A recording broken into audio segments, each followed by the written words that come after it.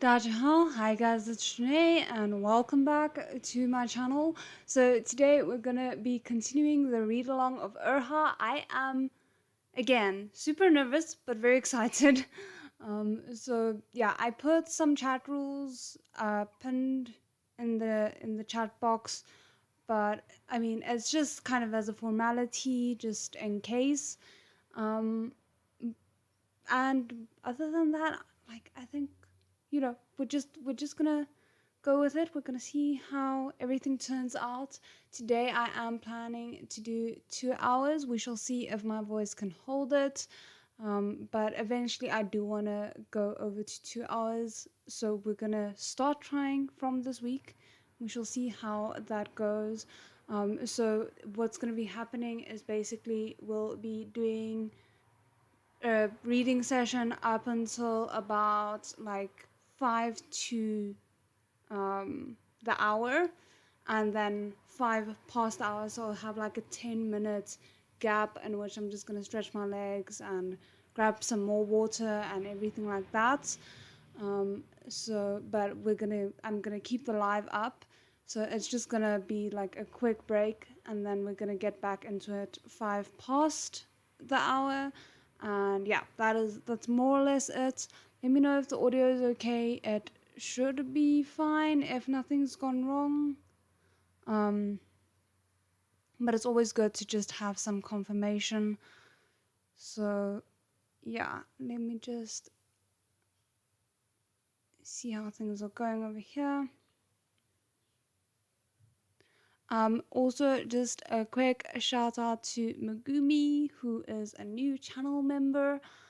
It's so cool that I get to like quickly say hi to some new channel members. So far, it's been, I think, all three of the chats or lives that we've had that. So that's pretty cool.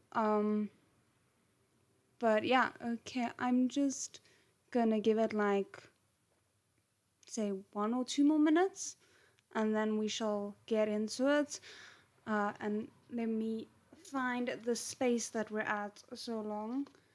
So we are, for anyone who wants to like actually read along with their books, we are on chapter, oh no, I wish.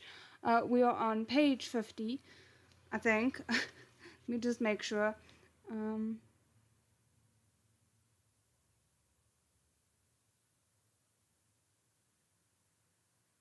Yeah, okay, that does not look familiar. So we, oopsie, this is gonna be a problem. Let's just do this. There we go.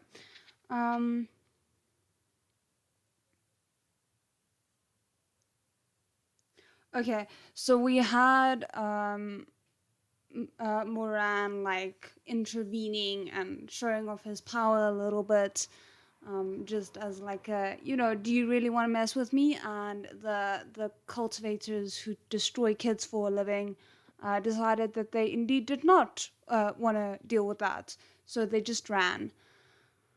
Okay, I think we are more or less ready to go. I still don't have any real confirmation if the audio is okay. I checked it, so it should be fine. But yeah, let me just drop that question in the chat so someone comes in, they can answer it.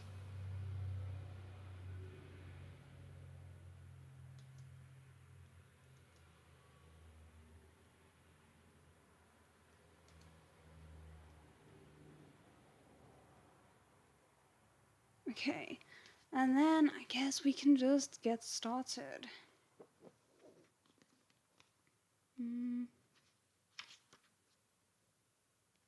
Okay, let me just, sorry, I zoomed out my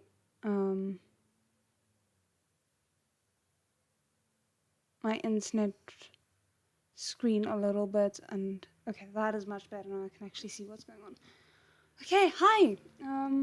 Then I guess we can get going. This is gonna take a while to start getting used to. Shimei sighed. Aran, cease the quarreling. It's best to forgive and forget. Oh goodness, why this sunshine is not gonna last long in this world, I don't think. Moran turned back to Shimei and couldn't help but feel a forlorn sort of distress in his heart as the corners of his eyes got all hot. Shimei had always been kind-hearted. He'd held no resentment, no hatred, not even in his last moments. He'd even tried to persuade Moran to not hate their Shizun, who could clearly have saved Shimei's life, but who had instead chosen to stand there and do nothing. But I'm okay, though. See? Nothing happened. Having fewer problems is better than having more. I mean, fair? Please, listen to the sugar. Moran sighed. All right, I'll listen to you. I'll listen to everything you say. Oh, my word. He shook his head, then shot a glare at the cultivators. You hear that? My sugar has pleaded for leniency on your behalf. Hurry up and get lost. What are you still here for? Are you waiting for me to escort you away? Yes, we're leaving. Hang on, Shimei said to the group. The cultivators assumed that Shimei wasn't about to let them go easily, given their prior thrashing. Thus, they knelt on the ground and bowed. Xianjun, we were in the wrong. We were ignorant. Please let us go. You didn't listen to me earlier when I tried to reason with you, Shimei let out a sigh. You kidnapped someone's child and broke their parents' hearts. How can you live with this on your conscience? We're sorry. Xianjun, we made a mistake. We will never do it again. From now on, you must live honest lives. No more evil deeds. Do you understand? Oh, bless this poor person. I don't think it's gonna go over well for them. But also, with regards to kind of like the offhanded mention of Shizun had been able to save him, and yet he had stood aside and done nothing. I kind of wonder if we're gonna find out that there's more to the story later on. I'm really curious about that. Of course, you've taught us a great lesson. We've learned our lesson. If that's the case, then please apologize to this madam and make sure her children get the treatment they need. With the incident thus concluded, Moran helped Shimei on to his horse, then rented another one from the stable. The pair headed back to their sect, riding side by side. The moon shone high in the sky, its light piercing through the leaves to scatter onto the footpath. As they went, euphoria began to grow within Moran. He'd initially thought he wouldn't be able to see Shimei until he was back at Shizun Peak. He hadn't expected Shimei to come down the mountain to right this wrong and run into him by chance. This only cemented Moran's belief that he and Shimei really were meant to be. Oh, goodness. I obviously don't know where any of this is going, but at the same time, we know who ends up with who according to the cover of the book. So I'm just like, how on earth is this gonna come to pass? And also, everyone is making me really nervous because everyone is just like, oh, I'm ready for the pain. I will experience the pain again with you. And I'm just like, what the hell did I sign up for? I don't know. But we're gonna keep on going.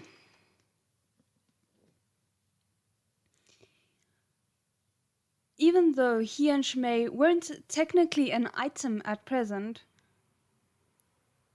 they'd already kissed in their past life. I don't think that counts, my good sir.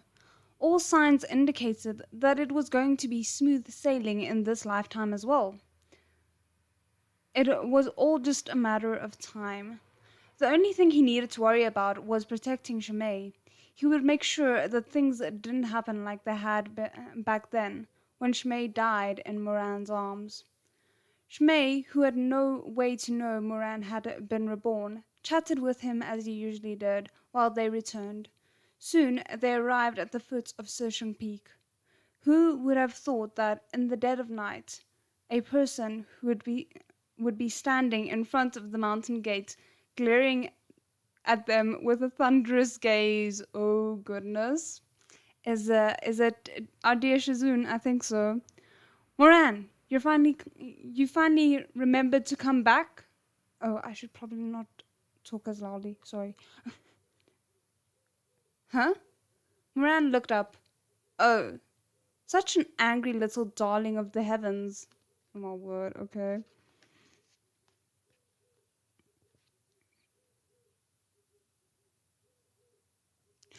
Okay, so you kind of you didn't read it before it was officially translated, I'm assuming.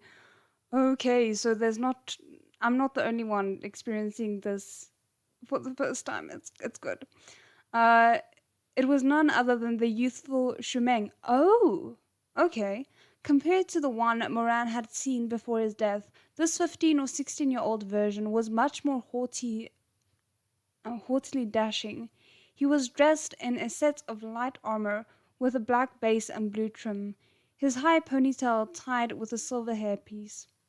A belt decorated with a lion's head was fastened around his strong, slender waist, and gaiters were wrapped around his wrists and ankles.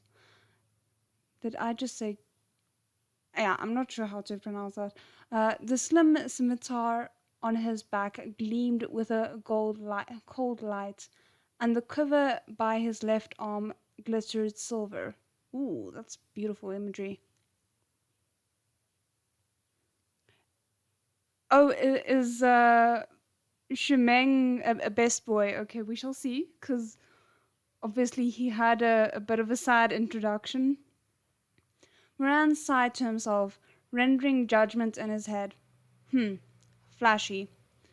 Shimeng, whether a teen or a grown-up, really was just flashy. Just look at him. Instead of sleeping, he was dressed in full armor. Whatever for? Was he here to spread his tail feathers for a peacock mating ritual? Oh my word. I love how his objection to Shimeng is, look at this man. Why isn't he sleeping? He has clothes on. He should be in bed. For all that Moran disliked Shimeng, the feeling was entirely mutual. Moran was an illegitimate child. When he was little, he hadn't even known who his father was. He'd gotten by working odd jobs at a pleasure house in Xiangtan.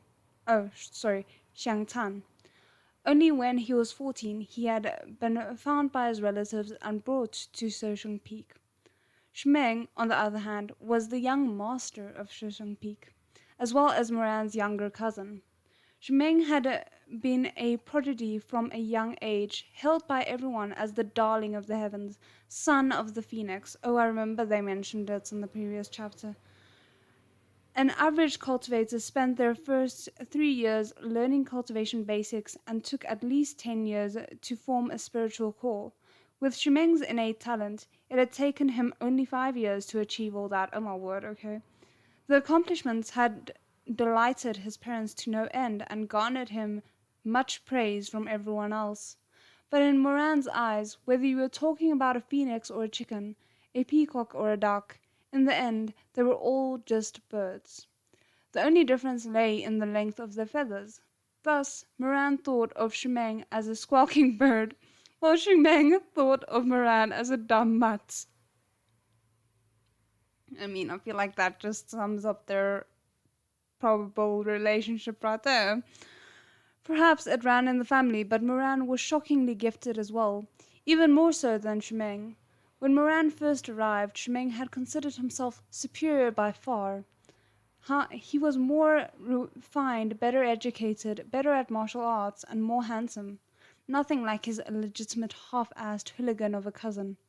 Thus, the narcissistic little phoenix ordered his attendants, listen up, this Moran is an incompetent stacker, a total freeloader of the streets. You are not allowed to pay him any attention. Just pretend he's a dog. The dog metaphors are really running very deeply here. The attendants toadied right up to him. I've never heard that expression. Saying, young master is right. That Moran is already 14 years old. If he starts cultivating now, it'll take him 10 years to grasp the basics, 20 to form his spiritual core. By then, the young master will have ascended, and he'll just have to watch from the ground. Shimeng sneered, quite pleased. 20? I doubt that useless piece of trash will be able to form a spiritual core at all, even if he spends his entire life trying. I'm kind of enjoying the fact that he is gonna regret saying that. Oh, the dog metaphors only get worse. I feel like someone should have a poll, or not a poll, a tally of the amount of times that he is compared to a dog. I feel like it could fill an entire book. Nobody could have predicted that this useless piece of trash would gain his spiritual core after a single effortless year of studying with his Shizun. A single year. Oh my word, okay. The little phoenix felt like he'd been struck by lightning. Such a harsh truth was hard to swallow, and so he'd stuck needle into a voodoo doll of Moran, secretly cursing the other to slip and fall whenever traveling by sword, and to trip over his word when reciting incantations. Oh my word.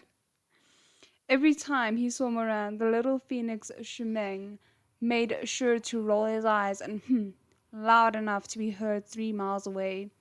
As Moran recalled these childhood memories, he couldn't help but narrow his eyes in amusement.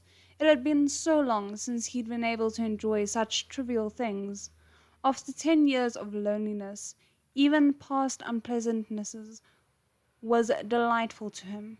Noticing Shimeng, Shimei dismounted his horse and took off his black veiled bamboo hat to reveal his peerlessly stunning face. It really made sense that he dressed that way when he went out by himself. Just one sideways peek, and Moran could already feel elation and desire coursing through him. This person was simply too alluring, possessing of a beauty that was out of this world. Young master, Shimei greeted Shimeng. Shimeng nodded. You're back. Did you take care of the man-bear incident? Shimei smiled. It's been taken care of, all thanks to Aren's help. Shimeng's proud and lofty gaze, sharp as a blade, swept over to Moran before flicking away. He furrowed his brow, face twisting in disdain, as if looking at Moran for even another moment would sully his eyes. Oh my soul, why can I picture it so clearly? Shimei, go back and then rest. Stop associating with him. He's a ruffian with bad habits. You'll only learn awful things hanging around him. Moran didn't take this lying down. If Shimei shouldn't learn from me, then is he supposed to learn from you? He asked mockingly. Dressed in full armor in the middle of the night, strutting about with your tail feathers all fanned out like a bird? Darling of the heavens, more like a princess of the heavens. Ha ha ha. These two. Okay. Shimeng flew into a rage. Watch your mouth, Moran. This is my home. Who do you think you are? Moran contemplated this for a moment, counting off on his fingers as he did so. I'm your older cousin. If you think about it, I'm higher ranked than you, actually. It was like Shimeng had been splattered with a face full of dog poop. That's just great. He scowled disdainfully. Who wants a cousin like you? He snapped. Don't flatter yourself. In my eyes, you're nothing but a dog rolling in mud. Shimeng was someone who really liked to call other people dogs. Whelp, mutt, other more colorful versions. Raised by dogs, such insults came to him with ease. Moran picked his ear nonchalantly. He'd long since grown used to these things. But next to them, Shimei was feeling rather awkward, I can imagine. He said something soothing in a low voice, and with a sneer, Shimeng finally shut the imminent beak of his. Oh my word. Shimei smiled. Young master, it's so late, he said gently. Are you waiting for someone? What else would I be doing? Moon viewing? Moran burst out laughing. No wonder you're all dressed up. You're waiting for a date? Who's the unlucky one? I pity her. Ha ha ha. Oh, the laughter I'm struggling with. Shimeng's expression grew so dark that it could have passed for charcoal. You! He snapped. Me? I'm waiting for you. What now, huh? Moran was shocked, silent. Oh my word.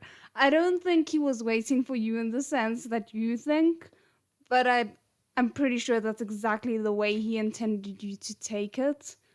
These two. I think I'm gonna enjoy their banter.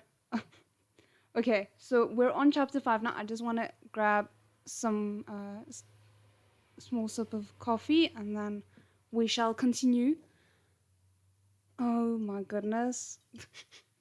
This is really well written. Like, I realized because I was practicing my reading by reading certain excerpts of other things. I have a writers group that I participate in. I was reading some things for that, and I suddenly realized how well written this is because it's so easy to read. Like, you really get into a rhythm. Not saying that I'm really good at it, but I have found that it's more easy to read than some other things that I've been practicing reading with.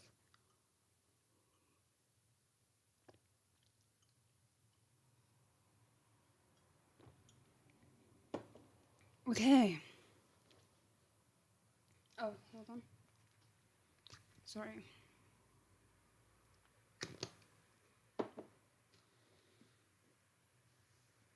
Let's keep going.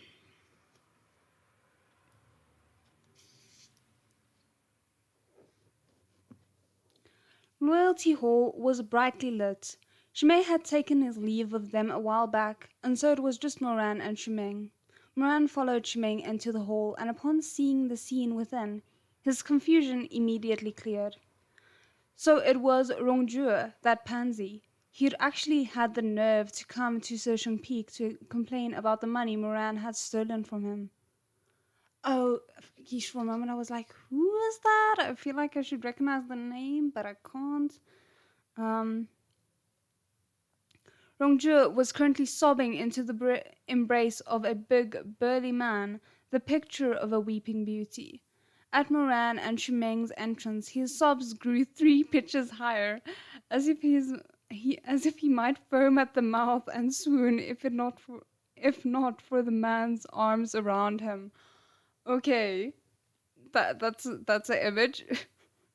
A dainty lady sat on the hall's dais behind a bead curtain, clearly at a complete loss. Moran didn't spare the impulsive pair so much as a glance as he instead greeted her. Aunt, I'm back. This woman was the lady of Shisheng Peak, Madame Wang. Unlike those heroines who were every bit a match for their male counterparts, she was a meek homemaker who didn't dabble in matters outside the sect. She had absolutely no idea how to deal with this without her husband around. Aran, she said timidly, you finally returned. Moran only smiled at her, acting as if the complainant, I've never heard that word, complainant duo weren't even there. It's so late, yet you're still up, Aunt. Did you need me for something? You see, this Ronggongse said that you took his money? Madame Wang had a rather thin face and was thus too embarrassed to say that Moran had gone sleeping around. Instead, she chose to address the minor offense. Seems I am Madame Wang. Moran's eyes curved as he smiled. Really? It's not like I'm short on money. Why would I need to take theirs? Besides, I don't recognize either of these people. Do I know you guys? Okay, but also can we just take a moment to acknowledge the fact that the minor offense is him stealing, while him sleeping with someone is apparently the much bigger offense? That's completely opposite to how I view it, but okay. Sorry. The burly guy sneered. Yours truly is surname Chang, and I'm the elder... Oh, okay, sorry. I was like, what? Yours truly is surname Chang, and I'm the eldest son of my family. As a businessman, minor formalities matter little to me. You may call me Changda. Ah, so it's Changda Gongze, Moran said as he smiled, having purposefully flipped his name around. It's an honor to finally meet you. Please excuse my rudeness. And this other gentleman is... What? Big Intestine Gongze scoffed. I'm assuming that it's a wordplay on, like, other words that sound similar to his name. But I'm not sure. Huh. Mo Gongze sure is fond of acting the fool. This may be our first meeting, but in the last month you've spent half your nights in Juar's bed, and you claim not to recognize him? Have you gone blind? Moran was entirely unperturbed, and he continued to smile as he glanced at Rongzhe. What's this? Are you trying to slander me? I'm a decent, honorable person. Of course I've never slept with some Sanar or Juar. Rongzhe's face was red with anger, but he continued to nestle against Changda's chest, sobbing. Mo Gongze, I know my status is low and unseeming. If you hadn't exploited me so cruelly, I wouldn't have come calling. But to be treated in such a way, I really truly don't know you, Moran said in a tone as if he were the one who'd been wronged. I can't even tell if you're making male or female. How could we have met before? Okay. You patronized my business. You patronized my business just last night. How could you be so cold? Changgongze, you have to get justice on my behalf. Rongzhe burrowed even deeper into Changda's arms as his crying racketed up a notch. Off to the side, Shimeng's entire face was ashen, his frown twitching as he listened to this absurdity. If not for the self-restraint of his upbringing as a young master, he would have kicked this repulsive pair off the mountain long ago. Oh my word. I don't know why, but he is giving me... like... Jinling vibes? Like, very, very lofty, but mostly well-intentioned when it's not towards people that annoy him. I don't know. Big Intestine Gongze stroked Rongzhe's hair and soothed him with some murmuring words before raising his head. Madam Wang, Sisheng Peak is virtuous, upright sect, but this Mo Gongze is vulgar and despicable, he declared threateningly. Juar worked hard for his money, all to buy his own freedom as soon as possible. But this cretin, as if mistreating Juar wasn't enough, he even stole Juar's hard-earned savings. The Chang family are not cultivators, but we are wealthy, and we've been traders for generations. If your sect doesn't satisfactorily account for itself today, you'll find yourself facing no end of trouble in Sichuan. Madame Wang was flustered. Ah, Changgongze, please calm down. Moran sneered to himself. The Chang family were salt merchants and ludicrously loaded.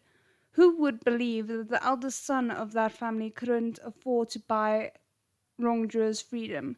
That he would let his Juar earn his way himself? That's a fair point, actually. I mean, depending on the personality of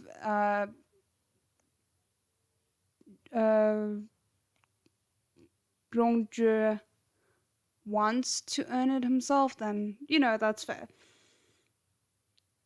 This smelled fishy, to say the least. Outwardly, however, his smile remained fixed. Ah, so Big Intestine Bro is the son of Yi Zhou's affluent merchant family. You're impressive and commanding, as expected. How admirable. How very admirable. Big Intestine Gongzi looked quite smug. So you do know your place after all. Why don't you make this easy on yourself? And fess up then. Where are Juar's things? Hurry up and return them. I'm curious though, Moran said, still smiling. Your Juar has so many guests every day. Even if he did lose something, why am I being blamed? You, Big Intestine Gongzi gritted his teeth, sneering. Fine. I just knew you would try and wriggle out of this. Madame Wang, as you've seen, Mo Gongzi refuses to be reasonable and come clean. I'm not gonna waste my breath on him anymore. You're the one in charge. You decide. This poor woman, we've just established that she is not the most assertive of people, and now you're putting her on the spot like that? Yeah, that's what I thought too. Yeah, he kind of does. I'm assuming that's with regards to me saying he reminds me of Jinling.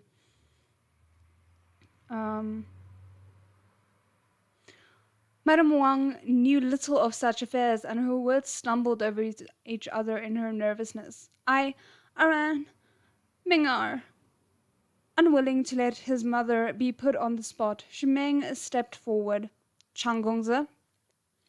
Session Peak has strict disciplinary rules. If your accusations turn out to be true, if Moran indeed violated our rules against greed and promiscuity, we will naturally mete out severe punishment. There's a rule against promiscuity. Gusu 2.0, okay, then I kind of get why they were, like, saying things the way they did, with like, oh, the minor offense is the stealing. Oh, oops. Why is he in this sect if, I mean, okay.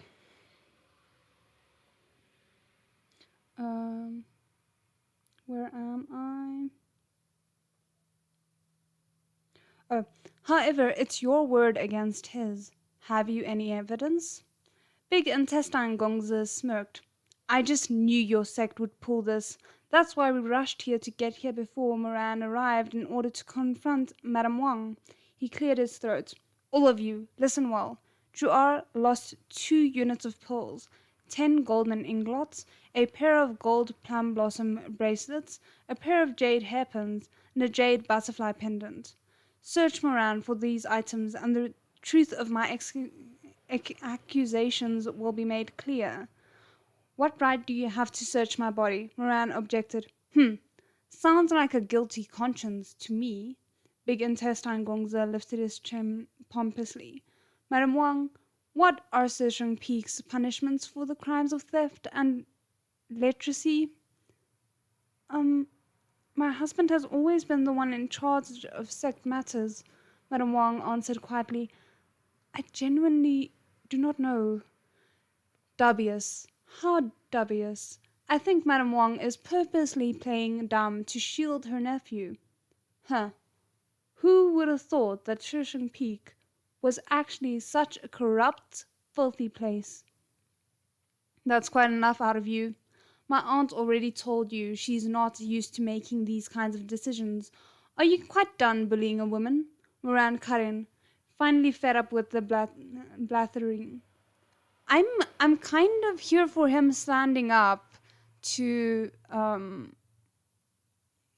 like, for his aunt at the very least. It shows that he does value other people besides Shimeng.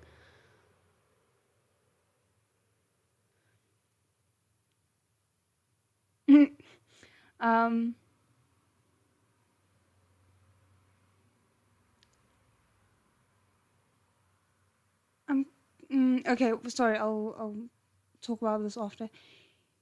Even the carefree grin that usually graced his face had somewhat faded. He shot a sidelong glare at the nauseating couple. Fine. Search me. But what happens if you find nothing and all this turns out to be slander against my sect? Fair point. Then I will promptly apologize to Mo Gongzi. That doesn't feel fair. Sure, Moran agreed easily enough. Just one thing. If you're wrong, then as an apology, you have to crawl off Shizun Peak on your hands and knees. That's a bit extreme. I was here for it until you went there. Moran's confidence made a seed of doubt take root within Big Intestine Gongza's heart. He'd grown up holding cultivators in high regard, though he himself unfortunately had no talent for cultivation. A few days ago, on learning that his old paramour, Rongzhe, had somehow earned Moran's favor, he'd made a bargain with him.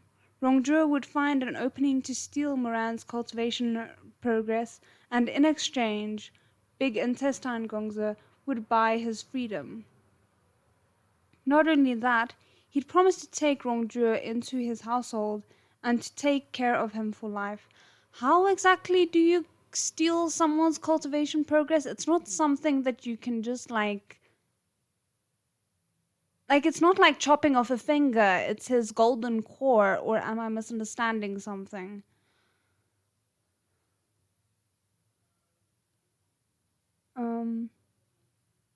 Big Intestine Gongza longed for cultivation, and Rongzhe coveted riches. The pair of scoundrels were well matched in their collusion.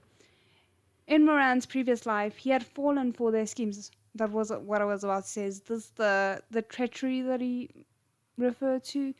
He'd gotten even with them in the end, but not before suffering quite a bit. This time around, their ploy had entirely failed to bear fruit.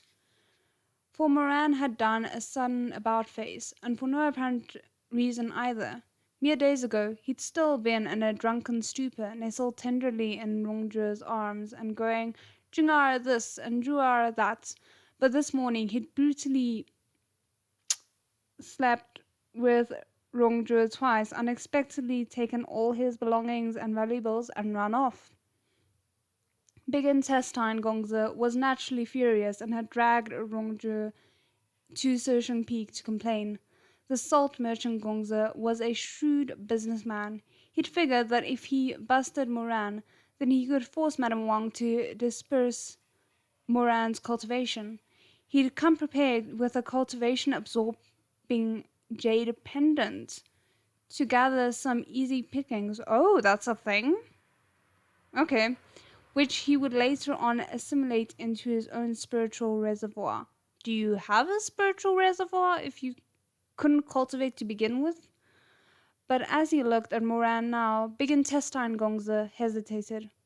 Moran was a crafty fellow. What if he'd already sold the stolen goods and was just waiting to pull one over on him? Then again, things had come to this point, and it would be a waste to give up at this point. Maybe Moran was just bluffing. I think he is. I mean, they didn't show him getting rid of the jewelry as far as I can remember. While he stewed in these thoughts, Moran had gone ahead and started stripping. Oh, sure, why not? He took off his outer robe, casually tossed it aside, and gestured in invitation, smiling. Go ahead and search me. Take your time. After all that racket, in the end, they found nothing but some spare change. Big Intestine Gongza's expression entirely transformed. Impossible. You're definitely pulling some kind of trick. Moran narrowed his dark, purple-tinged eyes and stroked his chin. You've turned my robes inside out 10 times, and you've touched me all over a ton of time. Oh my word. There's nothing left to do short of getting me totally naked. And you're still not giving up? I'm sorry, I am struggling to keep my composure here. Moran had a sudden realization. Ah, I get it. Big Intestine Gongza, could it be that you've been lusting after my good looks and put on this whole show just to take advantage of me and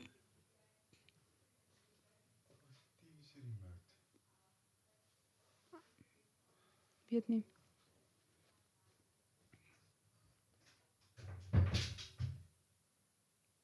Sorry about that.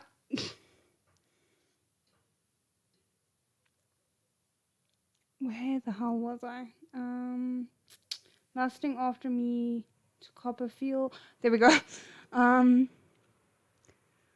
Big Intestine Gongzi was so enraged that he was nearly about to pass out. Oh my goodness. His whole face was red with anger, and while he pointed at Moran, he was unable to manage a single word. But, guys, I can't believe I almost said to Copperfield just as my dad walked into the room. I would die. Oh my word. Shimeng watched him from the side, had long since hit the limits of his patience. He might have disapproved of Moran, but Moran was a member of Shisheng Peak, and outsiders had no right to degrade him.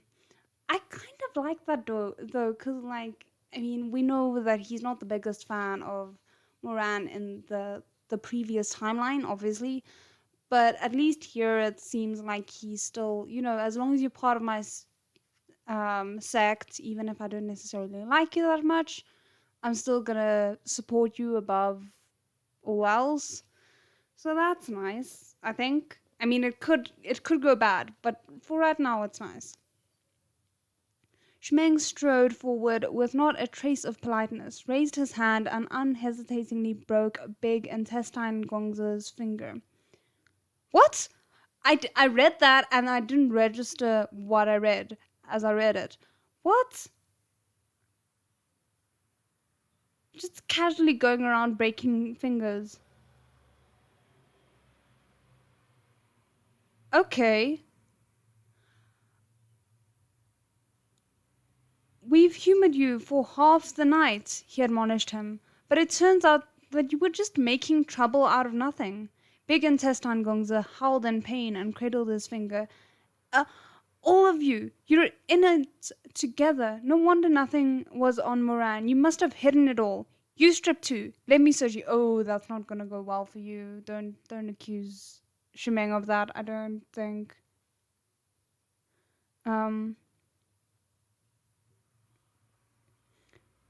Shimeng flew into a humiliation-driven rage. Someone had actually dared to order him to strip? Shameless. You really think those dog paws of yours are fit to touch even the corner of my hem? Get the hell out. Oh my word, okay. Now the young master had spoken, the attendants in Loyalty Hall also long since fed up with the facade, surged forward to clear out this pair of ordinary folk. They had no means by which to resist, and were soundly kicked off the mountain. At least they didn't have to walk away on their hands and knees, so that's something. Big Intestine Gongzi's fierce screeching echoed in the distance. Moran, just you wait. I'm not done with you yet. Moran stood outside Loyalty Hall and gazed at the night sky. His eyes curved in a smile as he sighed. Wow, I'm so scared. Shimeng shot him a cold glare. What are you so scared of? Oh, goodness.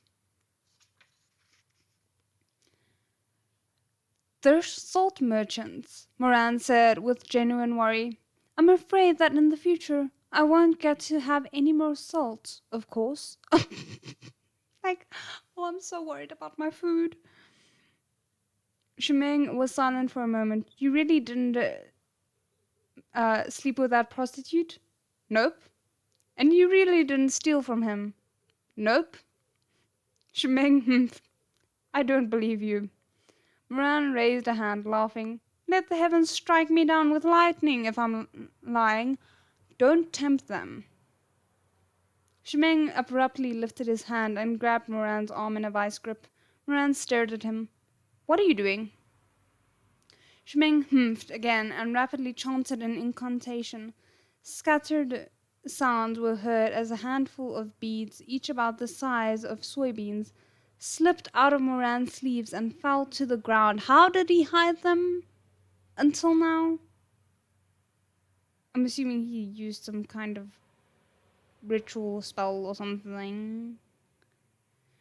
Shimeng gathered spiritual energy in his hand and waved towards the beads, which glowed and grew in size until they turned into a pile of jewels and valuables, Plum blossom bracelets and jade earrings lay golden and sparkling on the ground. Oh my word. Shimeng glowered. MOYRHOFER, have you no shame?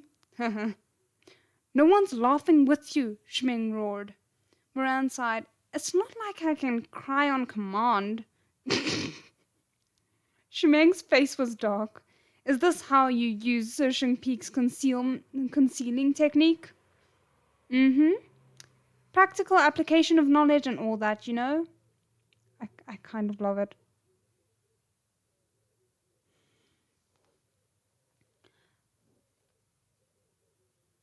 That salt merchant was an annoying mutt, so I didn't call you out in front of him. But he did get something right, Shimeng angrily continued. To violate the rules against theft and literacy like you have is to ask for punishment, no matter which sect you're from. Moran grinned, undaunted. And what are you gonna do about it? Wait for Uncle to come back to tattle on me? He wasn't even worried. His uncle spoiled him to no end. At most, he would scold Moran a little. He had never had the heart to beat him. Shimeng turned around, brushing his wind-blown hair aside. His eyes glinted with scorn in the dark night. Dad? No. He's at Kunlun, and won't be back for a month or two. So long? Damn. Moran's smile froze as an ominous feeling washed over him.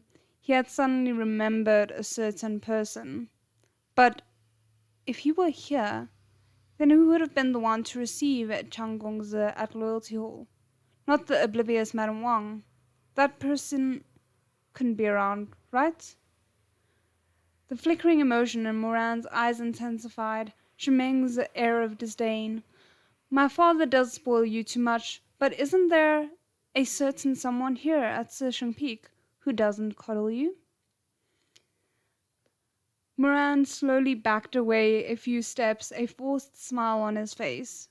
My esteemed cousin, it's so late already. Let's not disturb our elders' peace and quiet. Oh, I don't know how Shizun will feel about being called an elder.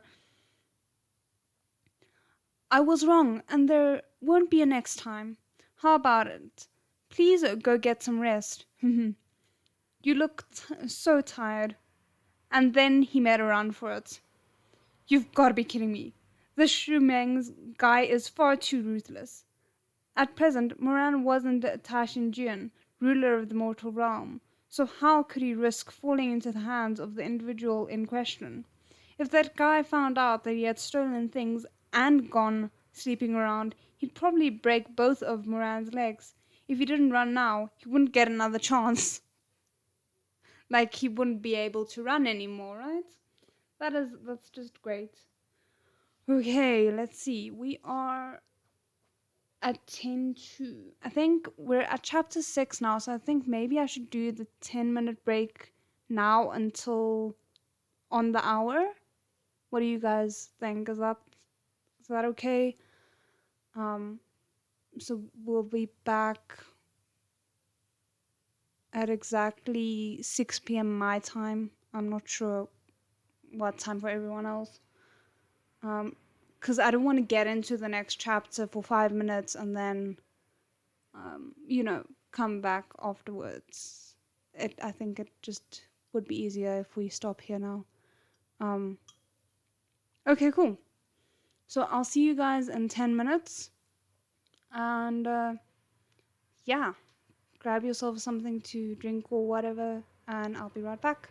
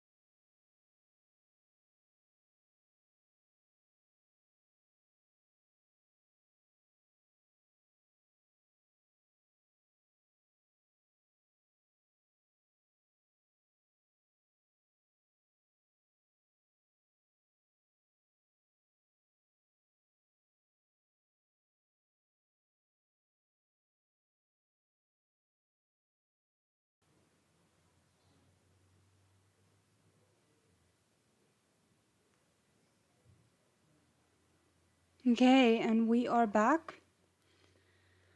Oh goodness. It's quite weird to take the breaks, but I think it's probably gonna be necessary at some point, so might as well get in the habits of it, I suppose. But yeah, okay, let us continue. Shimeng had grown up on Shizun Peak, so he naturally knew all its ins and outs and shortcuts. Ultimately, he managed to catch Moran. Oh, right, because Moran had gone running. How did I forget that in 10 minutes' time? And the dogs in the neighborhood are going on, so sorry if you can hear it. Yeah, no, good break. Just quickly went, got some biltong and water, and we're ready to go. So there we go. Shimeng dragged the captured Moran to the mountain's backwoods. The area behind Shizun Peak was where the mortal realm came closest to the ghost realm. Between the two realms lay a barrier, and beyond that barrier lay the underworld. Oh my word, okay. When Moran took in the appalling state of the area, he immediately understood why it had been Madame Wang in the main hall receiving visitors, even when this other individual was present. It wasn't that the person didn't want to help, but that he really couldn't step away. The barrier between the ghost realm had ruptured. Oh, how is that possible?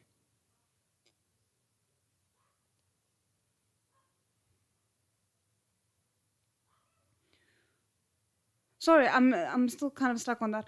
Let me just move on. I'm sure they'll explain. At present, the entire backwoods was permeated with the essence of evil. Incorporeal ghosts swirled in the air, wailing in despair, their howls full of rancor. A breach had ripped open the sky, so immense it could be seen from afar, as the gate to the mountain. From as far away as the gate to the mountains. A long blue stone staircase, thousands of steps high, extended down from the fissure in the barrier, and beyond the fissure lay the ghost realm. That's kind of cool. I like that there's an official ghost realm, kind of like you have in Heaven Official's Blessing, versus there not really being anything like that in Modao Zushi. So, I wonder if we're gonna venture into the ghost realm at some point. Menacing ghosts who had cultivated a fleshy form crawled down these steps in great numbers. As they crossed from the realm of the dead into the realm of the living. Ooh, that is a very grim image.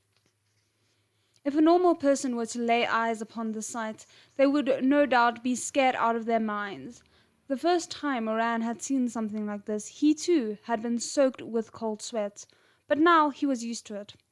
The barrier between the mortal and the ghost realms had first been built in an ancient era by Emperor Fuxi. Over the passage of time,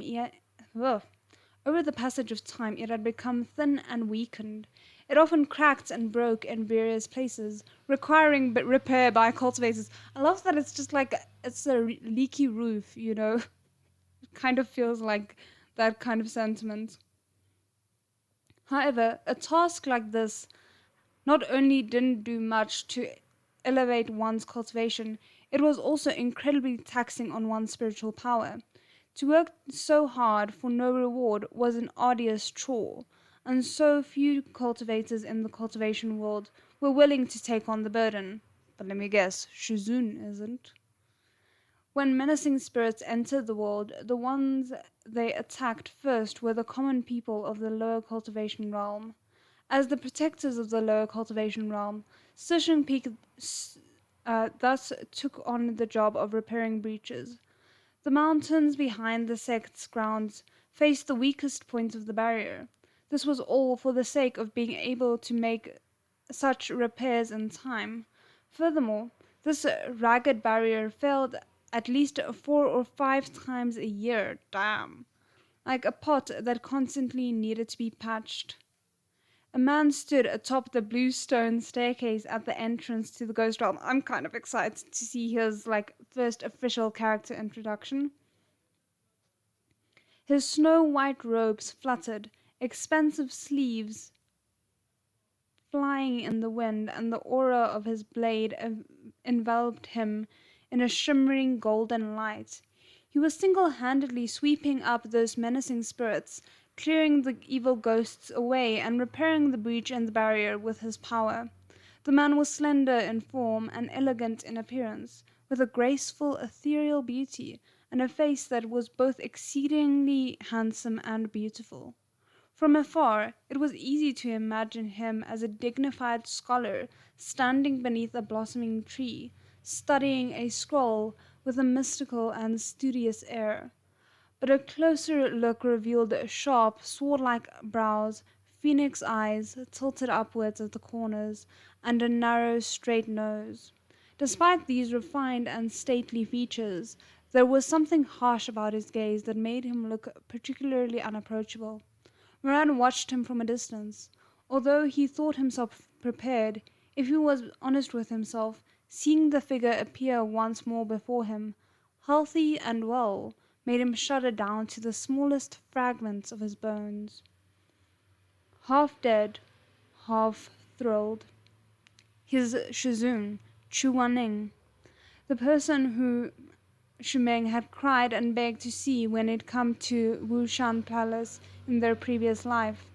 It had been this man who ruined Moran's greatest plans. He'd sunk Moran's lofty ambitions, and Moran had, in the end, imprisoned and tortured him to death. I'm so glad we didn't need to read that. Though I suspect we might see flashbacks of it sometime in the future, which will be painful. Logically speaking, Moran should have been glad to defeat this opponent and get the revenge he'd always wanted. Like a fish free to swim in the wild ocean, or a bird free to fly in the boundless skies. Moran had been freed of anyone to keep him in check. Originally, Moran had thought he would think this way, but things had not panned out as such. When his Shizun died, Moran's hatred had been buried, along with something else that he couldn't quite put his finger on. I wonder what that something else could be. Moran was no man of culture and didn't recognize the something else as the feeling of being evenly matched with a worthy opponent. He only knew that from then on he had no true enemies in this world. With his Shizun alive, Moran had lived in fear, dread, and anxiety. The mere sight of the willow vine in his Shizun's hand had made his entire body break out in goosebumps, just like how the mere sound of a wooden club knocking would make a oft-beaten dog shrink back. I don't like this description though, it's very effective, but it's not, it doesn't sound like a very good relationship, and I don't think it is. I don't think it's meant to be, but yeah. Teeth aching and legs giving away, drool dripping from the corner of its lips. Even the muscles of his calves would spasm from nervousness. With his Shizun dead, the person Moran most feared had lived no longer. Finally, being able to commit the sin of murdering his mentor had made Moran feel like he'd grown up, matured. After that, when his gaze swept over the mortal realm, there had been no one left who would dare force him to his knee. No one left who would dare slap him in the face. To celebrate, he'd opened a pot of pear blossom white wine and sat on the rooftop drinking for an entire night. That night, under the influence of alcohol, the scars on his back, left by Shizun's whip in his youth, had burned once more with fresh pain. Oh? Did he punish himself in some way? Or was it more, the aching thought of his previous mentor? At the very moment, seeing his Shizun standing again before him with his own eyes, Moran couldn't help but stare. He felt both fear and resentment, but also the faintest trace of a twisted sort of ecstasy. He had regained such an opponent after having lost him. How could he not be delighted? I mean, some people would argue that you probably shouldn't be, but okay. Chuaning was completely focused on fighting the scattered souls of the dead. He had no attention to spare the two disciples who had intruded on the untamed stretch of the mountain. He had an elegant face with long and even brows, and beneath this pair of phoenix eyes. His demeanor was graceful, dignified, and otherworldly. Even the face of demonic miasma and bloody rain, his cool and distant expression remained unchanged. It wouldn't have looked strange or out of place if he were to sit down on the spot, to light incense and play the chin. Okay, but my dude, I'm gonna start questioning how you really feel about your mentor if you keep on just laminating on how beautiful the man is. However, this elegant, calm, and beautiful man was currently wielding a chilling exorcist's long sword that dripped with blood. With a single flick of his white sleeve, the force of the blade sliced through the verdant stone steps to produce an explosion. Rubble and debris tumbled all the way down to the bottom of the mountain, and a rift of unfathomable depth split that staircase and its thousands of steps. Such brutal ferocity. How many years had it been since Moran had last witnessed his Shizun's strength? Moran's legs went weak, a conditioned response to that familiar, valiant, overbearing force. Unsteady, he dropped to his knees on the ground. I get it. I get that all of this is fear response, but like my BL brain is just connecting the dots to other things. In no time at all, Chuaning annihilated the last of the ghosts and neatly patched the rapture rift on the ghost realm. After completing the task, he gracefully descended from the sky to land before Moran and Shimeng. His first glance was at Moran, kneeling on the ground, before looking at Shimeng, the cast of his phoenix eyes somewhat icy. Causing trouble again? Moran had to concede. His Shizun possessed the ability to assess the situation and immediately come to the most accurate conclusion. Shizun, Moran went down the mountain and committed the crimes of theft and debauchery, said Shimeng. Please mete out his punishment. Chuaning was silent for a moment, his expression completely blank. Then he said coldly, I see. Moran and Shimeng were struck silent. They were both a little taken aback. And? Was that it? Yet, just as Moran was starting to think he'd gotten off easy, he stole a glimpse at Chuaning and was caught entirely off guard. A flash of sharp golden light violently slashed through the air, and a crack like lightning whipped directly across Moran's cheek. Damn, I didn't think he would go for the face. I genuinely did not expect that. Right, it's like, Moran, are you sure you dislike him? Yeah, no, we'll see how this goes. Splatterings of blood blossomed everywhere. The speed of that golden light was beyond shocking. Never mind dodging, Moran hadn't even had time to close his eyes before the flesh of his face was slashed open. The wound burned painfully. Chuaning stood sternly in the howling winds, hands clasped behind his back. The night air was still filthy and thick with the stench of menacing spirits. With the addition of the scent of freshly spilt human blood, this restricted area at the back of the mountain was made even more horrifying and eerie.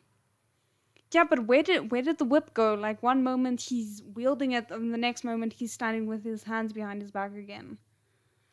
The thing that had whipped Moran was a willow vine, which had appeared from out of nowhere in Chuaning's hand. The vine hung all the way down to Chuaning's boots, and it was long and thin, with tender green leaves sprouting along its length. The vine was undoubtedly an elegant object, one that called to mind verses of poetry like "Pliant is the willow branch I gift to my beloved." Unfortunately, Chuaning was neither pliant nor a possession of a beloved. I love that. I don't know why I love that. It's almost time for your favorite part. Ooh, okay. The willow vine in his hand was in fact a holy weapon called Tianwen, and it sparkled with a bright gold and crimson light, illuminating the darkness all around, as well as the bottomless pits of Chuaning's eyes, bringing them to life. "Mowayu, you certainly are brazen," Mowaning said, voice chilly. "Did you really think I wouldn't discipline you?" If Moran had been his original 15-year-old self, he might not have taken Chuaning's words seriously. He might even have thought that his Shizun was only bluffing to scare him. However, the Mowayu who had been reborn had, in his previous life, long since paid the blood price to learn just what his Shizun's disciples looked like. Instantly, the roots of his teeth ached and blood rushed to his head. His mouth was already running, feverishly denying everything in hopes of clearing his name. Yeah, this man is genuinely afraid of him. Shizun, cheeks still bleeding, Moran raised his eyes, letting them fill with the sheen of tears. He knew that his current disposition was both incredibly pathetic and incredibly pitiful. This disciple has never stolen anything, has never committed debauchery. Why would Shizun hit me purely on the basis of Shimeng's words, without even asking for my side of the story? Silence reigned. Against his uncle, Moran had two ultimate tricks. Number 1, act cute. Number 2, act pitiful. Now he turned both moves on Chuanning, looking so aggrieved that his tears threatened to spill over. Is this disciple really so worthless in your eyes? How come Shizun won't even give me a chance to explain? Next to them, Shimeng was so incensed that he stomped his foot. "Moran, you dogleg, you're shameless. Shizun, don't listen to him. Don't let this bastard confuse you. He really is a thief. All the stolen property is still here." Chuaning lowered his gaze, his face cold and distant. "Moran, did you really not steal anything? Now you're just going to be punished for lying on top of everything else." "I would never." A pause. "You know the consequences of lying to me?" Moran's entire body broke out in gooseflesh. How could he not know? Even so, he remained stubborn as a mule. "Shizun, please look into the facts first." Chuaning raised his hand. That scintillating vine swept forward again. This time, instead of whipping Moran's face, it wrapped itself tightly around Moran's body. Oh my word, okay. Oh yeah, it's coming. Oh, okay. I'm stressing. The sensation was one Moran recognized all too well. Other than whipping people on the daily, the willow vine Tianwen had another use. Chuaning stared at Moran, bound in Tianwen's death grip, and asked once more, "You really didn't steal anything?" Suddenly, all Moran could feel was a familiar agony piercing straight into his heart, as if a sharp-fanged little snake had slithered its way into his chest and was wreaking havoc amidst his organs. Accompanying the stabbing pain was an irresistible temptation. Moran's mouth opened in spite of himself, and he gasped, "I have never..." Tianwen's golden light went berserk, as if it could sense his lies, but though the pain was so great that it drenched Moran in cold sweat, he resisted the torture with all he had. This was Tianwen's second function outside of whipping, interrogation. Once bound by Tianwen, none could lie under its power, no matter whether they were human or ghost, alive or dead. Tianwen had the ability to force them to speak, thereby giving Chu Wenning the answer to his questions. Only one person in their previous life had, through sheer strength of cultivation, ever managed to keep a secret from Tianwen. That person was none other than the one who had become the emperor of the mortal realm, MAYRHOFER.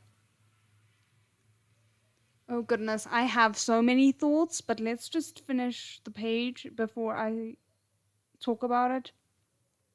The freshly reborn Moran had high hopes and thought that he might be able to fight Tianwen's brutal interrogation like he once had, but after what felt like an eternity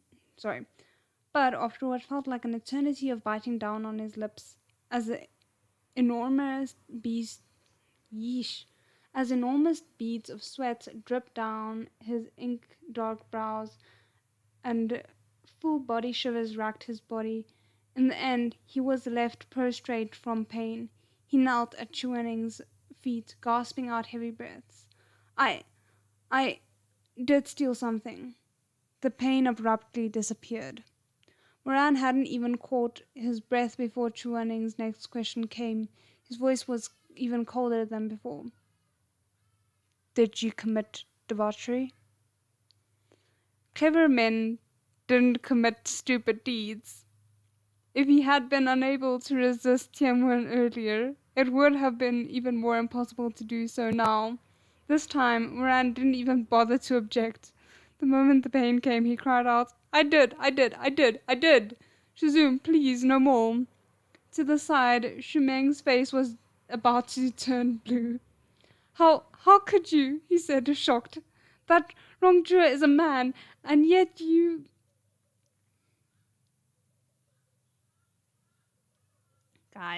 Guys, I cannot deal. Okay, so obviously, well, not obviously, but the thing that I feared would happen didn't happen, and the thing that I feared would happen was him actually being able to lie to Chu Wenning, and I felt like, oh damn, if that's the case, then the one thing that Chu Wenning is relying on is gonna mess everything up. But now it seems like, okay, he's not yet at a point where he can lie about that. Because I was thinking, oh, that would bring a very interesting dilemma to their dynamic. But I'm kind of glad that it's not the case yet. Still, I am wondering if it will come into play later on, where he'll be able to lie to Chu Wenning without Chu Wenning realizing it, and that kind of messing up the relationship in some way, shape, or form at some point. But I don't know, it's very interesting. Tell me when we get to the point, I mean, if we get there before the end of the live, tell me when we get there, because I don't know, maybe I'm gonna miss it, maybe not, we shall see. Like maybe it's something that's significant once you've once you've read it, but you don't realize the significance during the first reading.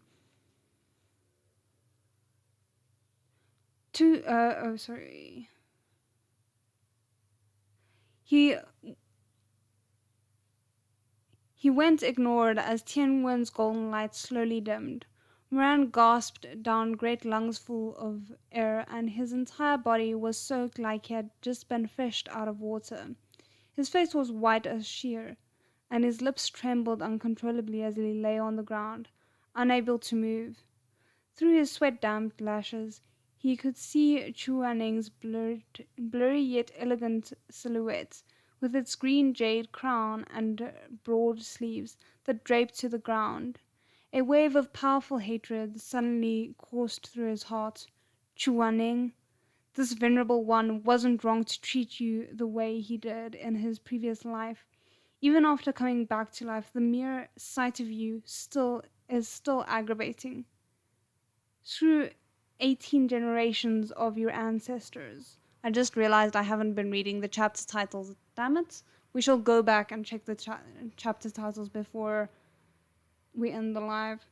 Chuaning was unaware that his beast of a disciple was going to sleep with all 18 generations of his ancestors. He stood where he was for a moment, face dark, before saying, Shimeng. Even though Shimeng knew that the current trend among the young masters of wealthy houses was to play around with male prostitutes, and that the appeal lay in its novelty and not necessarily in an actual interest in men, he found all this rather hard to swallow. It took him a moment to reply. Shizun, this disciple is present. Moran has violated 3 mandates against greed, promiscuity, and deception. Take him to Yan Lu Hall for penance. At dawn tomorrow, bring him to the platform of sin and virtue to be punished before all. So the torture with the vine whip thing was not enough? Damn. Shimeng was shocked. What? Before all? To be punished before all meant that the...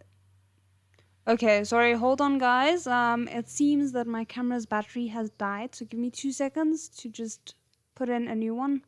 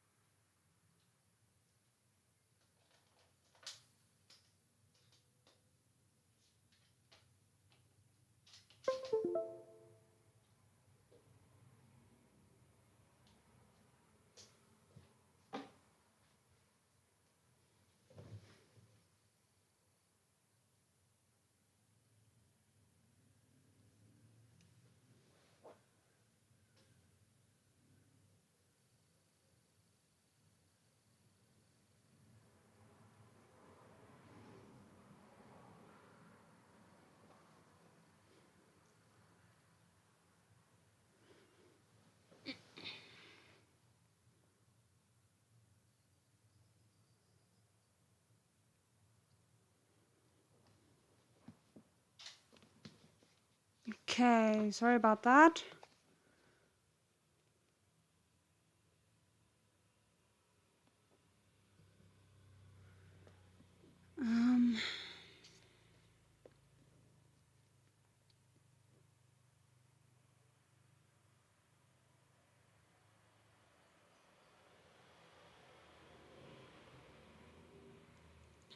To be punished before all meant that the disciple who had committed grave sins would be dragged before the gathered disciples of the sect to be sentenced and punished in front of them. Even the grannies in the cafeteria would be brought out. Oh my word, okay. It would be utterly humiliating. You must understand that Moran was a young master of Sishan Peak. Although the rules of the sect could have been said to be strict, Moran had always been accorded a special, I'm assuming it was supposed to be afforded special status.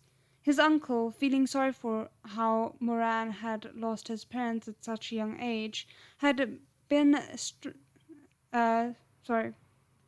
stranded in the outside world for a whole 14 years, always cuddled him. Even if Moran had made mistakes, he only got a private lecture from his uncle, and the man had never once beaten him. Okay. Well, I guess that makes it make a little bit more sense why Chuaning is then such a feared figure to him, because it's the only person who ever punishes him in a otherwise more luxurious kind of life where no one else really holds him responsible for his actions, even though this form of punishment feels a little bit extreme to me.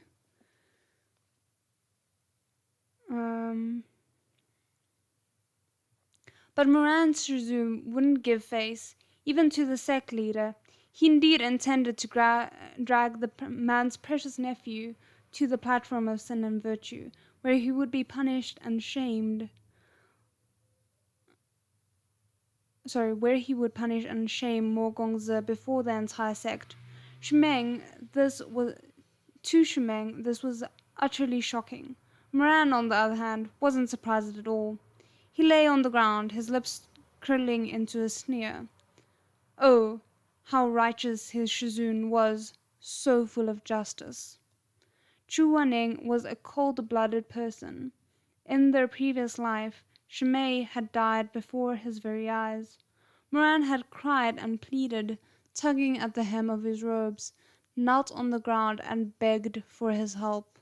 But Chu Wanning had turned a deaf ear on his pleas, and so Chu Wanning's own disciple had breathed his last at his feet, while beside him Moran cried his heart out. Even then, Chu Wanning had watched on without lifting a finger. It wasn't remotely strange for him to drag Moran to the platform of sin and virtue and sentence him in public. Moran could only resent his current self's weak cultivation. He resented that he couldn't peel off Chu Wanning's skin, pull out his nerves, and drink his blood. Oh damn, that is grim. Resented that he couldn't yank Chu Wanning's hair back, couldn't violate and corrupt him to his heart's content, couldn't torment and destroy his dignity, couldn't make him live a life worse than death. Moran only let the bestial savagery in his eyes slip for a moment, but Chu Wanning caught a glimpse of it. He glanced at Moran's face, his own graceful scholarly mien completely devoid of expression. What are you thinking about? Damn, Tianwen hadn't yet been withdrawn. Moran once again felt the vine binding him squeeze and twist, making his organs feel like they were going to wrench into mush. He screamed in agony, letting loose the thought in his mind. Chu Wanning, you think you're so touch? Watch me! Have my way with you to death. Okay.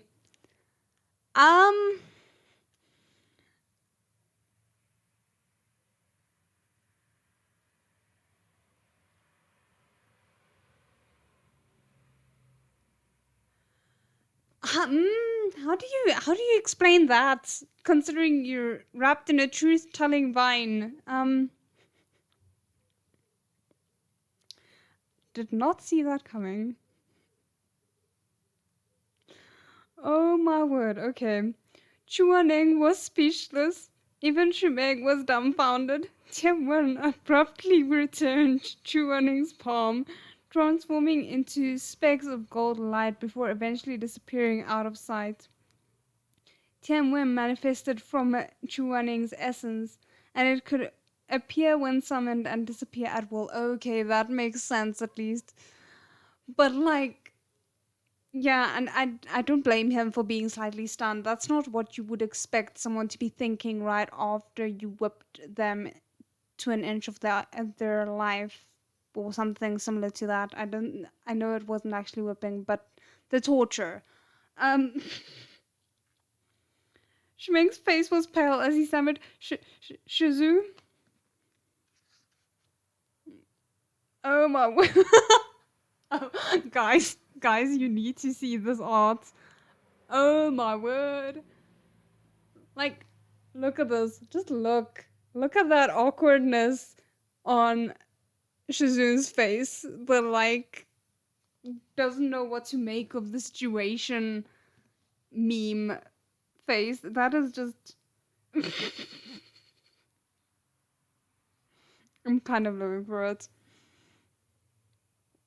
Where are we? Okay.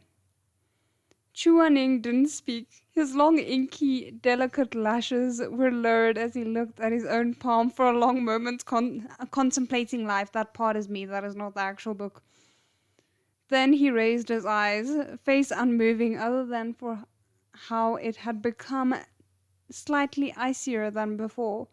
For a long moment he pinned Moran with a glare that said, "This bestial disciple deserves death." Then he spoke, voice low. "Tianwen is broken. I'm going to fix it."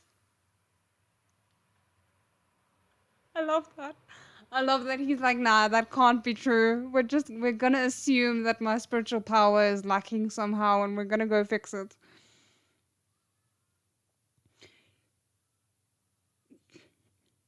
After dropping this statement, Chu Wanning turned and left. Shimeng wasn't a bright child. How can a holy weapon like Tianwen be broken? Oh my word. I don't know. I don't think he's not a bright child. I think he's refusing to accept what he just heard. 'Cause oh my word. Chu Wanning heard him. He turned and once again used this beastly disciple deserves death gaze to glance at Shimeng.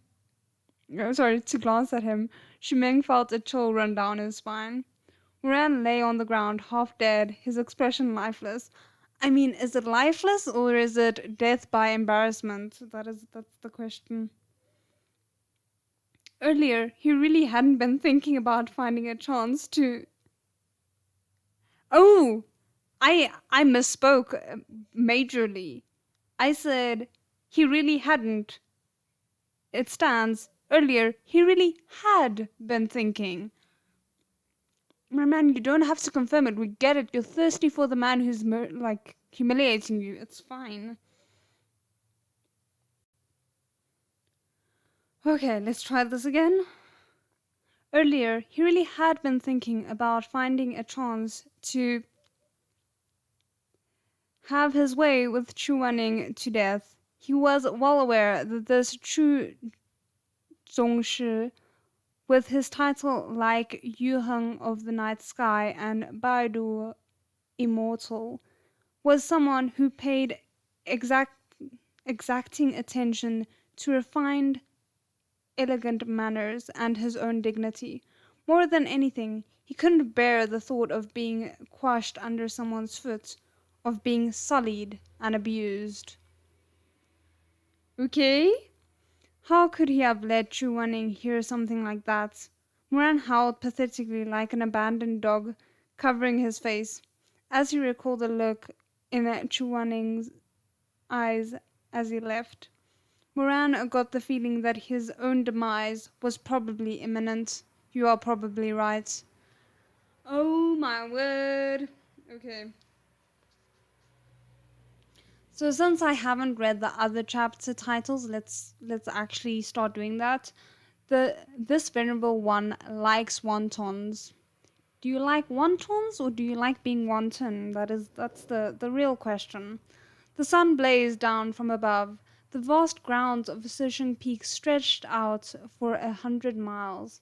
As a newcomer among the cultivation sects, Shizun Peak differed from the famed sects of the upper cultivation realm. Take, for example, the illustrious Lin Yi Rufeng sect. Their main hall was named Six Virtues Hall, to encourage their disciples to adhere to the virtues of wisdom, integrity, holiness, righteousness, benevolence, and loyalty. The residential dwelling where the disciples stayed was called Six Conduct Gate, reminding their disciples of the importance of filial piety to one's parents, camaraderie with one's peers, harmony with one's neighbors, respect for one's spouse, duty to society, and compassion for the masses.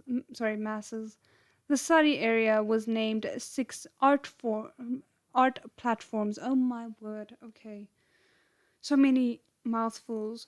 Meaning that disciples were expected to be masters of ritual, music, archery, riding, calligraphy, and arithmetics.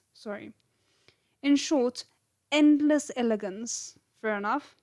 On the other hand, Shizun Peak had come from humble origins, and its names were hard to explain, to say the least. Loyalty Hall and the platform of sin and virtue were acceptable. However, Perhaps because Moran's father and uncle weren't exactly scholars and had been unable to choke out that many decent names. After a few, they'd given up and started goofing around, assigning Shuya-esque names left and right. So much like yourself, then. Sorry, let us see. Indeed, that's the question. Okay, hold on. Let me just... I just quickly want to grab some more water. I'm really not good with this mic that's in the way. So sorry if I keep on bumping into it.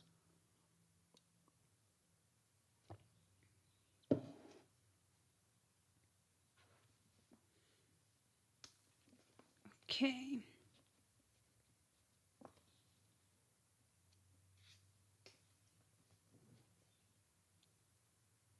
Thus, many names on Shizun Peak had been plagiarized from the underworld. Oh, okay.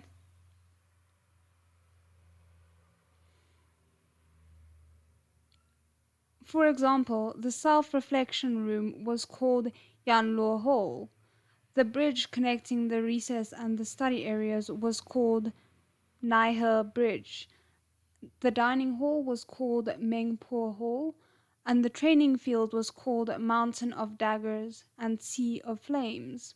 Meanwhile, the forbidden area in the backwood was called the Ghost Zone, so on and so forth. I love it, Ghost Zone. I'm just thinking of Danny Phantom. I'm so sorry. At least these were relatively okay. The more out-of-the-way areas had particularly forthright names, like, this is a mountain, this is water, and this is a hole. And this is me dying of laughter. Okay. As well as the famed ah and wah cliffs.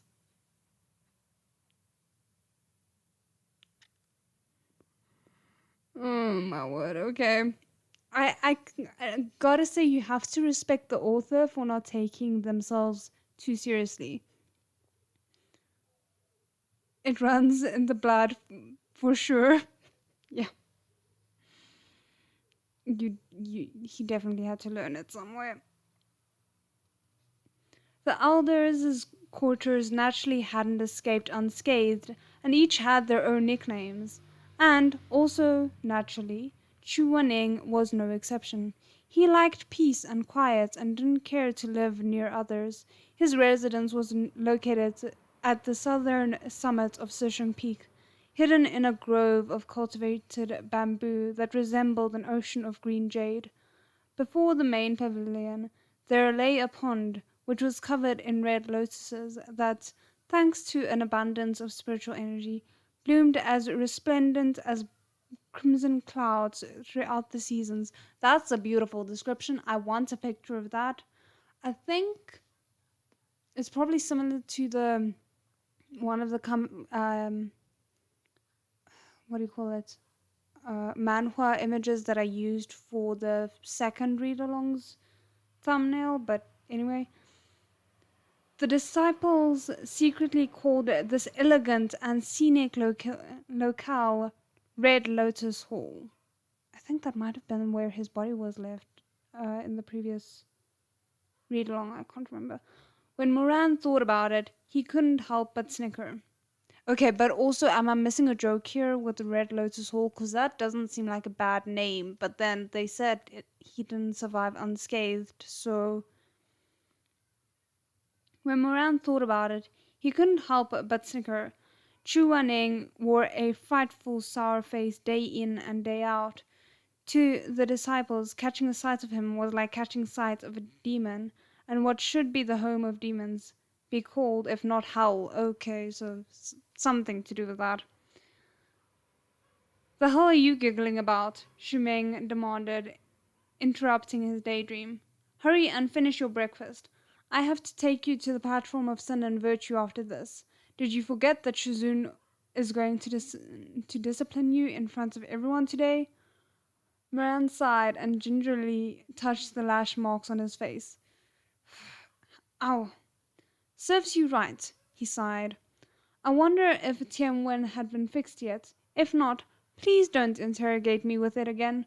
Who knows what other nonsense I might sprout. Yeah, sure. But not... I feel like this kind of has the same effect that I was thinking, him being able to lie while the vine was wrapped around him would have, is now I feel like even if he starts getting flirty with Chuaning is just gonna chalk it up to the whip being like malfunctioning or something. Faced with Moran's genuine concern, Shimeng's face flushed with anger. If you dare to be improper towards Shizun in public, I'll rip your tongue out, he threatened. Moran covered his face with one hand and waved the other. No need, he croaked faintly. If Shizun ties me up with that willow vine again, I'll just end myself on the spot to prove my innocence. Your non-existent innocence. Early in the morning, as the appointed time arrived, Moran was brought out onto the platform of sin and virtue in accordance with custom. He cast his gaze out. Below him, a sea of people dressed in dark blue stood as far as the eye could see. The disciples of Shizun Peak all wore the sect uniform, light armor so blue as to be nearly black, a lion's head belt, wrist guards, and clothing trimmed in sparkling silver. That's still a beautiful description. The sun rose from the east, illuminating an ocean of gleaming armor below the platform of sin and virtue. Moran knelt on the high platform, listening to Jielu elder read the lengthy indictment. The Yuheng elder's disciple Moye has disregarded our commandments, ignored our teachings, disrespected our sect mandates, and abandoned morality, violating the 4th, 9th, and 15th rules. His punishment will be to receive 80 strikes, to copy the sect rules 100 times, and to reflect in confinement for 1 month. Is 80 lashes not enough? Why must he do all 3? That seems unfair, even though, like, the thing is the amount. I understand, like, kind of addressing each of them separately, but the amount is ridiculous. Moyu, have you had anything to say in your defense? Moran glanced at the white silhouette in the distance. That elder was the only person in the entirety of Shizun Peak who wasn't required to wear the standard silver-trimmed blue uniform. Chuaning wore a snow-white satin with an outer drape of cloud-patterned silver silk. It was as if he was swathed in clear frost from the highest of the heavens. Ooh, again, another beautiful description. But the person himself seemed more frigid than either white snow or clear frost. He sat placidly, too far away for Moran to see his expression, but Moran knew without a doubt. Sorry, I just added that without a doubt, without needing to see that the person was probably extremely unperturbed. Inhaling deeply, Moran replied, I have nothing to say in my defense. Next, in accordance with customs, the Jielu elder spoke to the disciples gathered below. If anyone disagrees with the judgment or has any appeals to make, you may speak now. The disciples fidgeted, glancing at one another. No one had ever thought that the Yuheng elder Chuaning would actually send his own disciple to the platform of sin and virtue to be punished in public. This, put politely, this was called being strict and impartial. Put frankly, it was called being called a cold-blooded demon. I'm kind of in two minds about it, because on the one hand, treat everyone the same. On the other hand, it does still feel like a bit extreme punishment, the amount. So, I don't know. Cold-blooded demon Chu Wanning wore an air of indifference, sitting in his seat with his chin propped up in one hand. Suddenly someone shouted, using an amplification technique, "Yuheng Elder, this disciple would like to plead for leniency on behalf of Moshidi." Is that Shimei, I'm assuming? Is that so?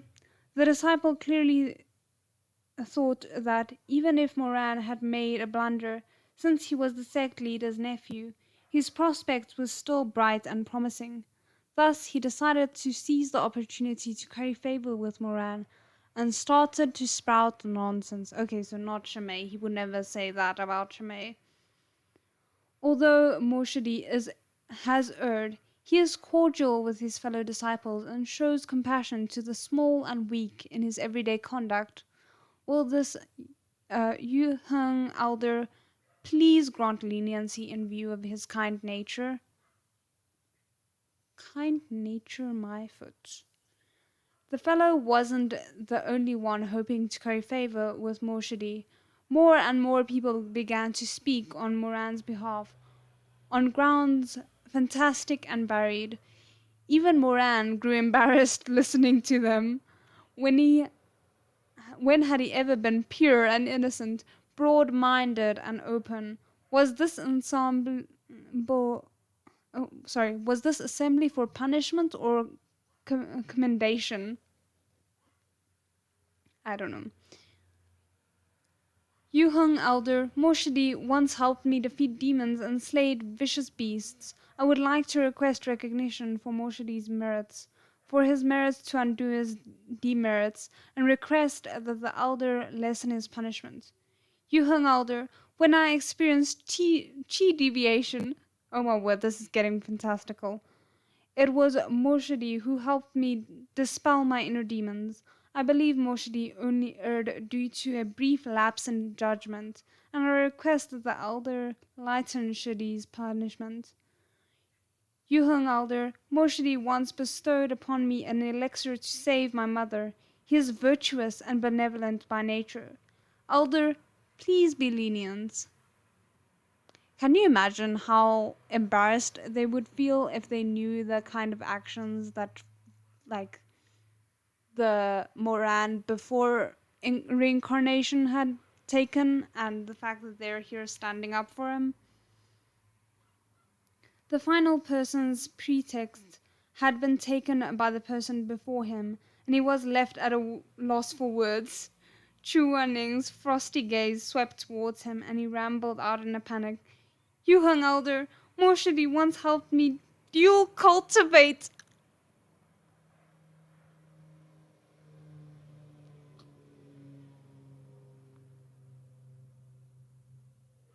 I mean, you tried, my man. You failed very badly, but you tried. This is just gonna add to his punishment, I think.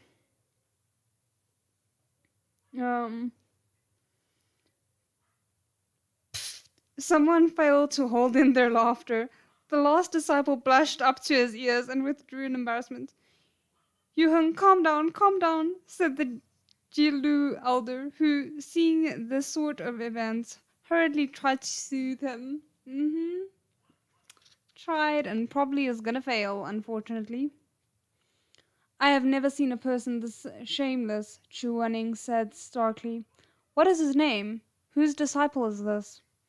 The Jielu Elder hesitated slightly, then forced himself to quietly respond. My disciple, Yao Lian. Chu Wanning raised an eyebrow. Your disciple? Save face. This was acutely awkward for the Jielu Elder, whose old face turned bright red as he tried to change the topic. He's got a decent singing voice, good to keep around when receiving offerings. Oh, that's kind of awkward. Chu Wanning humphed and turned away, not wanting to waste any more breath on the shameless Jielu Elder. There were thousands of people in Shizun Peak. A couple of sycophants here and there was nothing out of the ordinary. As Moran took in the persistent conviction of his sect brothers, even he almost began to believe them. Impressive, truly impressive. As it turned out, he wasn't the only one in the sect adept at spewing lies in broad daylight. This place was brimming with talented people. Yeah, but are all of them now gonna get the, like, Tianwen wrapped around them? I don't think so.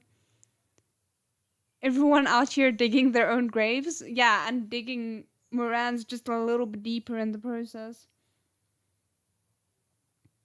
After countless pleas of Yu Heng Elder, please be merciful, Chu Wanning finally spoke. You plead on behalf of Mo Wei. He paused before continuing. Very well. Come here. Unsure of what to expect, the supplicants went up to him with fear and trepidation. A golden light flashed in Chu Wanning's hand as Tian Wen appeared as commanded. Okay, I take that back. He is gonna test all of them.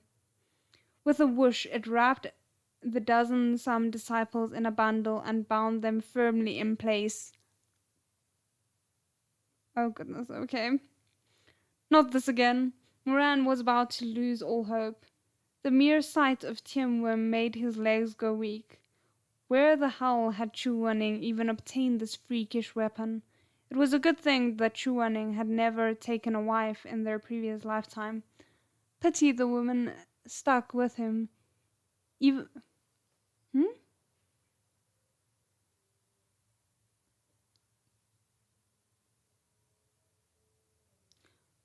Okay, I'm a bit confused by the sentence. So it says here that he didn't take a wife in his previous lifetime.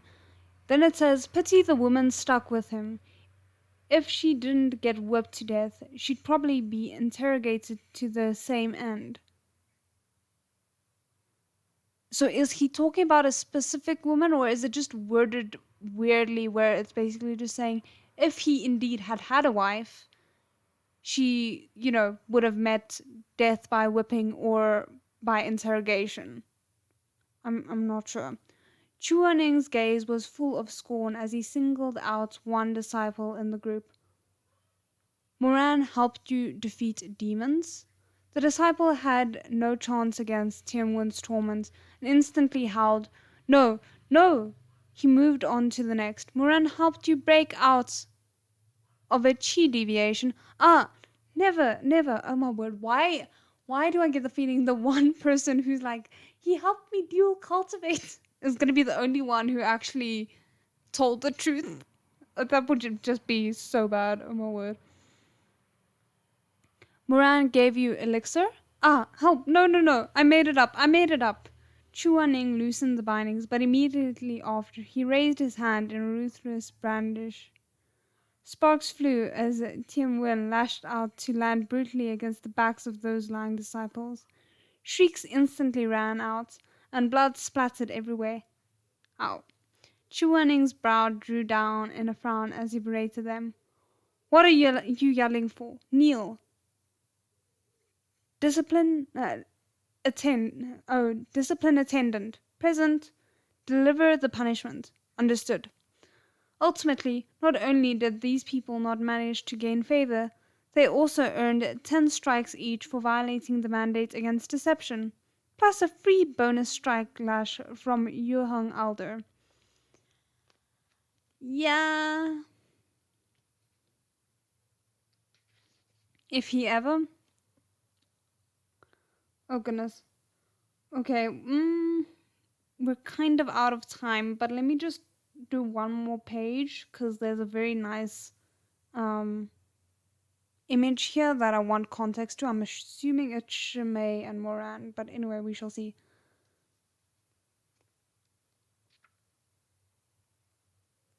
Oh, hold on. No, okay, we don't have... I'm not sure. Nightfall found Moran sprawled out on his bed. Even though medicinal ointments had been applied to his back, it was still covered in crisscross lashes, and it was impossible to even turn over. He let out a few sniffles, eyes watering from pain. With these cute looks, the whimpering made him seem like a fluffy kitten that had been woefully beaten. Unfortunately, his Inner thoughts were nothing like those of kittens. He gripped the blanket and bit into the bed sheets, imagining the bastard Chu running in their place. Okay. He bit, stomped, kicked, ripped. His only comfort was that Shimei had come to visit him with a bowl of handmade wontons. Under Shimei's gentle, compassionate gaze, Moran's tears fell even more fiercely. He didn't care for sayings like "men don't cry." He loved to act cute and spoiled in front of the person he liked. I kind of like that. Does it hurt too much? Are you able to sit up? Shimei sat at the edge of the bed and let out a sigh. Shizun, his hand was far too heavy. Look at your wounds. Some of them are even still bleeding. Ooh, damn. Warmth rose in Moran's chest as he listened to these sympathetic words. He looked up with teary eyes and batted his lashes. Knowing Shimei cares for me so much, I don't feel the pain anymore. Oh, look at the state of you. How can it not hurt? You should be more than familiar with Shizun's temperament. No more mistakes like this in the future, okay? Shimei looked at him with equal parts hopelessness and sympathy, his expressive eyes gleaming in the candlelight like warm spring waters. Moran's heart skipped a beat. It won't happen again, he answered obediently. I swear. Who can even take your vows seriously anymore? Shimei scolded, but he was smiling. The wontons are getting cold.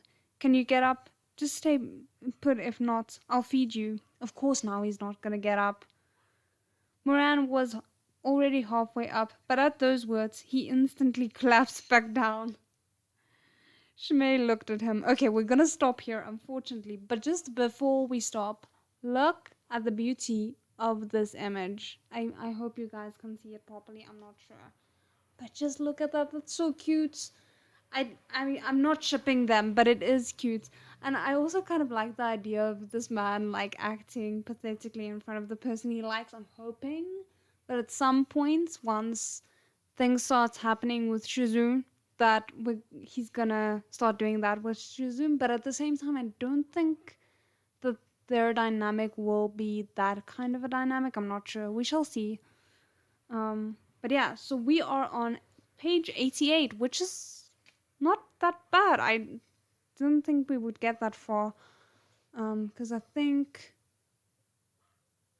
we did, how many pages was it?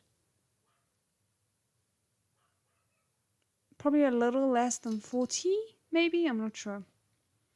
But yeah, so that is the end of today's read along. We're gonna be doing another one tomorrow as well, and then I'll see how my voice is afterwards. We might need to move the read-alongs to being Friday and Sunday perhaps, so that I have like a day break in between. I just figured it's better to do it on the weekends, because then, you know, the very many time differences don't matter as much, because many people have a bit more free time during the weekends, generally speaking. But yeah, let me know what you guys think. And there was something. Oh, wait. I wanted to read the chapter titles that we got that I forgot to read. Hold on. Okay, so up until now, we've had the chapter titles of The Venerable One Dies, The Venerable One Lives, The Venerable One's Sugar, This Venerable One's Cousin, okay. This Venerable One Isn't a Thief, total lie. This Venerable One's Shizun, I love that one. I want to keep that title. This Venerable One Likes Wonton. Okay, so the next one that we're gonna be getting to is chapter 8, This Venerable One Gets Punished. But he's already been... Okay, we're not gonna think too much about that, because I don't want to get curious. We'll get there tomorrow. But yeah, I hope you guys enjoyed it. Let me know what you thought. You can also do it in the comments below if you're catching this on replay, but I'm enjoying this so much. This is such a fun novel, and it's so funny. I'm hoping that some of the humor keeps even in the more dark moments, because everyone seems to implying that this is gonna get very sad at some point, so I'm hoping that there will still be humor throughout to kind of lift your spirits. But yeah, otherwise I'll see you guys again tomorrow. 再见。